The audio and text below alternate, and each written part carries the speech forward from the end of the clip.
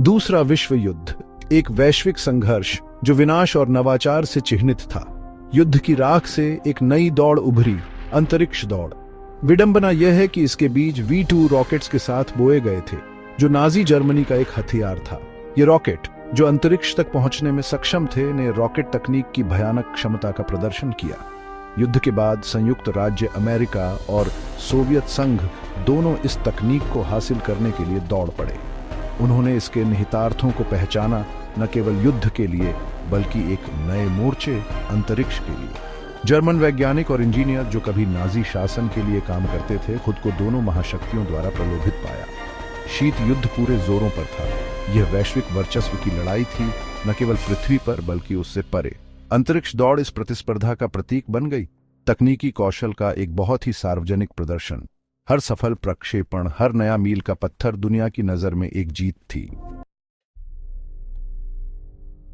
4 अक्टूबर 1957 दुनिया ने अपनी सांस रोक रखी थी। सोवियत संघ ने स्पुतनिक 1 लॉन्च किया, जो पृथ्वी की कक्षा में स्थापित होने वाला पहला कृत्रिम उपग्रह था।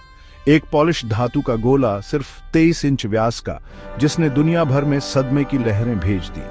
संयुक्त राज्य अमेरिका के लिए स्पुतनिक एक चेतावनी थी। इसने उनके और सोवियत संघ के बीच तकनीकी अंतराल को उजागर किया। जनता दंग रह गई, डर पैदा हो गया।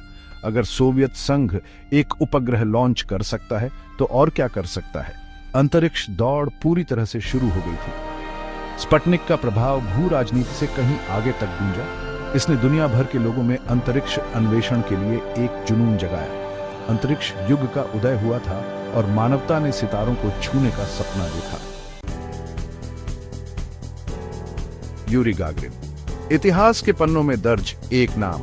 12 अप्रैल 1961 को वह अंतरिक्ष में जाने वाला पहला इंसान बना, जिसने वोस्टॉक 1 में सवार होकर पृथ्वी की एक परिक्रमा पूरी की। सोवियत संघ की इस उपलब्धि ने अमेरिका के आगे बढ़ने के दृढ़ संकल्प को और बल दिया। राष्ट्रपति जॉन F. कैनेडी ने एक प्रसिद्ध भाषण में राष्ट्र को दशक के अंत से पहले चांद पर एक आदमी को उतारने की चुनौती दी। यह एक साहसिक दृष्टिकोण था, जिसके लिए अपार संसाधनों और राष्ट्रीय एकता की आवश्यकता होगी। चांद की दौड़ शुरू हो गई थी। नई बनी अंतरिक्ष एजेंसी नासा ने अपने प्रयास तेज कर दिए। प्रोजेक्ट मर्क्यूरी और जेमिनाई महत्वपूर्ण कदम थे, जो मानव अंतरिक्ष उड़ान क्षमताओं का परीक्षण करते थे और तकनीकी सीमाओं को आगे बढ़ाते थे। हर लॉन्च अमेरिका को चांद के करीब लाता था। भाग 4, 1 small step, a giant leap for mankind. 20 जुलाई 1969 दुनिया विस्मय में देखती रही। नील आर्मस्ट्रांग अपोलो 11 चंद्र मॉड्यूल की सीढ़ी से नीचे उतरे और अमर शब्द कहे, That's 1 small step for man, 1 giant leap for mankind। असंभव संभव हो गया था। चंद्रमा पर उतरना 20वीं सदी का एक निर्णायक क्षण था। इसने मानव प्रतिभा और दृढ़ता की शक्ति का प्रदर्शन किया। संयुक्त राज्य अमेरिका ने कैनेडी के महत्वाकांक्षी लक्ष्य को हासिल कर लिया था। अंतरिक्ष अन्वेषण में एक नेता के रूप में अपना स्थान मजबूत किया, लेकिन इसका महत्व राष्ट्रीय गौरव से कहीं आगे तक फैला हुआ था। चंद्रमा पर उतरना पूरी मानवता के लिए एक जीत थी। इसने ब्रह्मांड और उसमें हमारे स्थान के बारे में हमारी समझ का विस्तार किया। इसने आने वाली पीढ़ियों को प्रेरित किया, आगे की खोज और अन्वेषण के सपने जगाए। भाग 5, the Cosmos beckons, a legacy of exploration.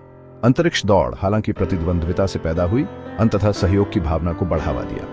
अंतर्राष्ट्रीय अंतरिक्ष स्टेशन इंजीनियरिंग का एक चमत्कार और अंतर्राष्ट्रीय सहयोग का एक प्रमाण इस बदलाव के प्रतीक के रूप में खड़ा है। अंतरिक्ष दौड़ की विरासत शीत युद्ध से कहीं आगे तक फैली हुई है। इसने ब्रह्मांड के बारे में हमारी जिज्ञासा को जगाया और अनगिनत तकनीकी प्रगति को प्रेरित किया। उपग्रहों से जो हमें विश्व स्तर पर जोड़ते हैं, दूर के ब्रह्मांड में झांकने वाले दूरबीनों तक, अंतरिक्ष दौड़ का प्रभाव गहरा और स्थायी है। जैसे जैसे हम 21वीं सदी में आगे बढ़ रहे हैं, मानव अन्वेषण की भावना कम नहीं हुई है। हम ज्ञान की सीमाओं को आगे बढ़ाना जारी रखते हैं, उसी आश्चर्य की भावना से प्रेरित होकर जिसने हमें चंद्रमा और उससे आगे तक पहुंचाया।